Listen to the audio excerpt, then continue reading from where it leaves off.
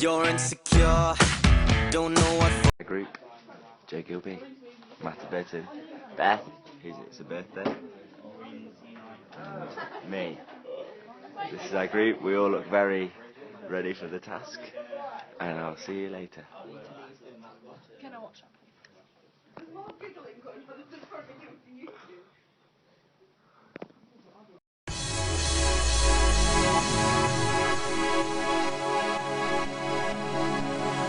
Right, this is adenosine.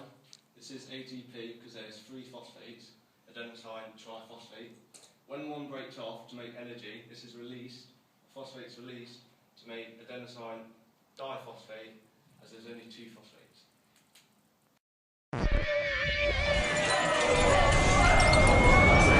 They say that I'm dangerous. The PCR energy system is also known as the creatine phosphate system. This system is for explosive power and short distance events. It is used when energy is in high demand. This energy system doesn't need any oxygen to create the ATP. Here is James doing the bench press. Alright, so this is James doing the bench press, and this is for the PCR energy system. Ready, James?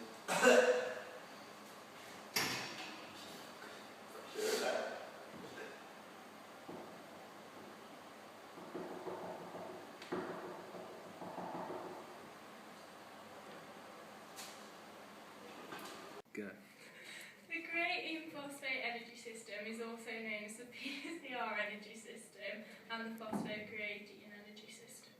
It's for high intensity activity, so an example would be a bench press, which was what James did earlier. It can only continue to produce energy for about 10 seconds as there's no oxygen needed, so it's anaerobic.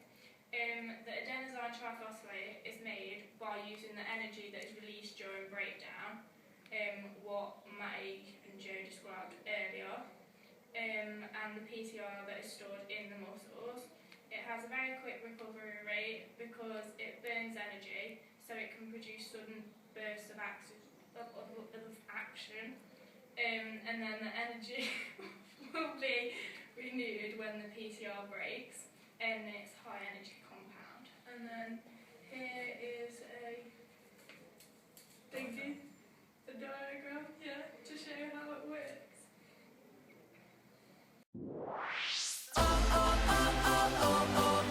Okay. It's dead and JLA. Lactic acid. This is a short-term energy system for high-intensity activities and long duration. It is fueled by partial breakdown of glucose and glycogen and occurs without pressure of oxygen.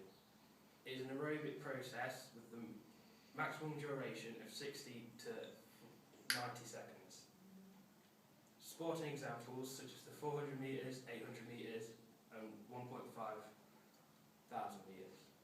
The lactic acid system takes approximately 45 to 60 minutes to take all the lactic acid out of your body. Thank you.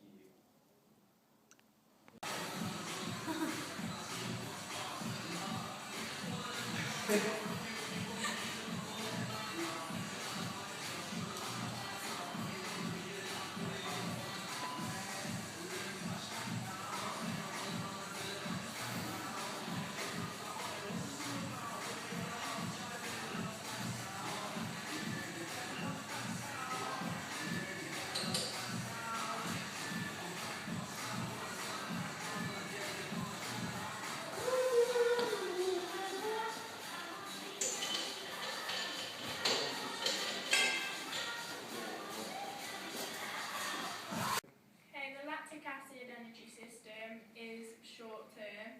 It's high-intensity activity that takes place over a longer duration, and so it works by the partial breakdown of glucose and glycogen. Like the PCR system, it doesn't need the presence of oxygen, therefore it's anaerobic. It can be that energy can be made continuously for 60 to 90 seconds, which is longer than the PCR system. But the lactic acid takes about 45 to 60 minutes to remove it all. And then here is a equation to show you how it works. You're a troublemaker. You're a troublemaker.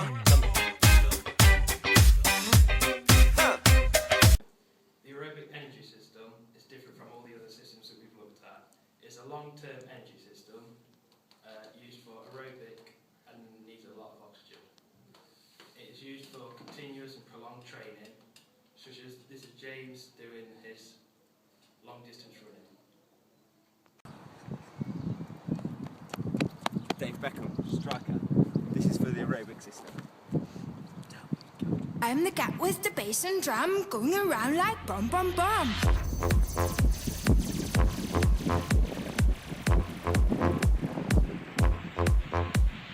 I'm the cat with the bass and drum, going around like bum bum bum. What's grooving? I'm moving. I like your style of lumping. How charming, just a rapper. Load him up and eat that snapper. I was 16 pints of rum and then I go bum bum, blowing up in the dark in the night, and so I go. I brought a pie in my pocket, and I am a second. No got life, no got style, no got nothing on my mind, but I'm so cool and I'm so groovy when I go bum bum bum. Okay, so like Matty said, the aerobic energy system is a long-term energy system. It requires a lot of oxygen, and therefore it's aerobic, which makes it different to the other two energy systems as they're anaerobic. The adenosine triphosphate is made by fatty acids and glycogen, which is broken down. This is shown here. This means free fatty acid, so and oxygen equals this, add this, yeah. You can use that. And then it leads to water and carbon dioxide. They're the waste products, so they mean that the muscles can contract how they normally would. And it happens inside the cells in the mitochondria, which is found in the cells. This is the place where food is converted to energy. As Matty said before, it's for prolonged, continuous, moderate exercise, like long distance running or long distance swimming, stuff like that. The recovery depends on the rate of the muscle glycogen replenishment. So it depends on how much carbohydrates you consume after you've done the exercise, how quickly you eat it, the type of carbohydrates and the amount. And then this equation just shows how it's made. So the glucose and oxygen equals 38 adenosine triphosphate, plus the water and the carbon dioxide and the heat, which are the waste products. And then this is the same, but just with the free fatty acids instead.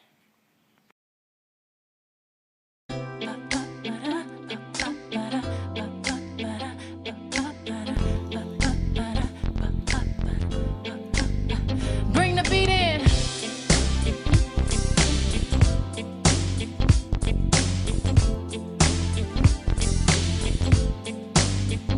Honey, honey, I can see the stars all the way from here. Can't you see the glow on the window pane? I can feel the sun whenever. Okay, so for our game situation, we chose football. So in a game of football, you wouldn't just use one energy system, as all of the energy systems work together to ensure that you're capable of playing the game. In a game of football, the lactic acid energy system would probably be the main energy system, as it deals with high intensity exercise for a long period of time. When the player has to sprint for the ball or tackle for a couple of seconds, the creatine phosphate energy system would be used to ensure that they get the energy they need to carry out the sprint or the tackle.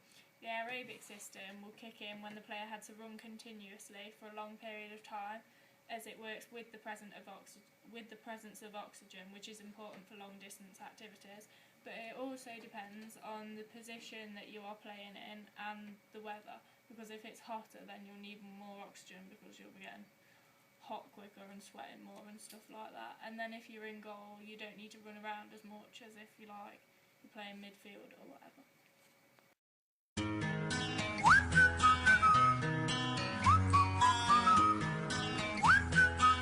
Okay, now we're going to talk about the long-term energy adaptations, and this applies for the lactic acid system, the creatine phosphate and the aerobic.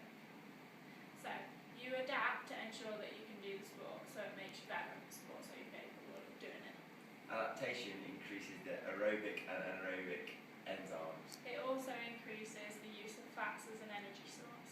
Increase in the anaerobic and aerobic enzymes, the ability of the muscle tissue changes so that it can generate ATP more easily. Number of mitochondria increases, and the increase in number of aerobic enzymes and the increase of the number of anaerobic enzymes. The anaerobic enzymes control the rate of glucose breakdown. Okay, so the increased use of fats as an energy source, you've got glucose and oxygen equal 38 adenosine triphosphate. Add that to carbon dioxide, water and heat, and you get more energy. Then free fatty acids, add oxygen equals 129 adenine triphosphate, add the carbon dioxide and the water and the heat, you get energy again.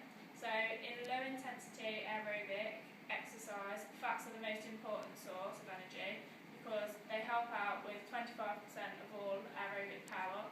So during long periods of training, the use of glycogen decreases and the use of fats increase.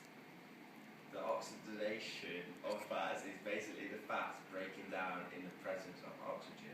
In long-term training,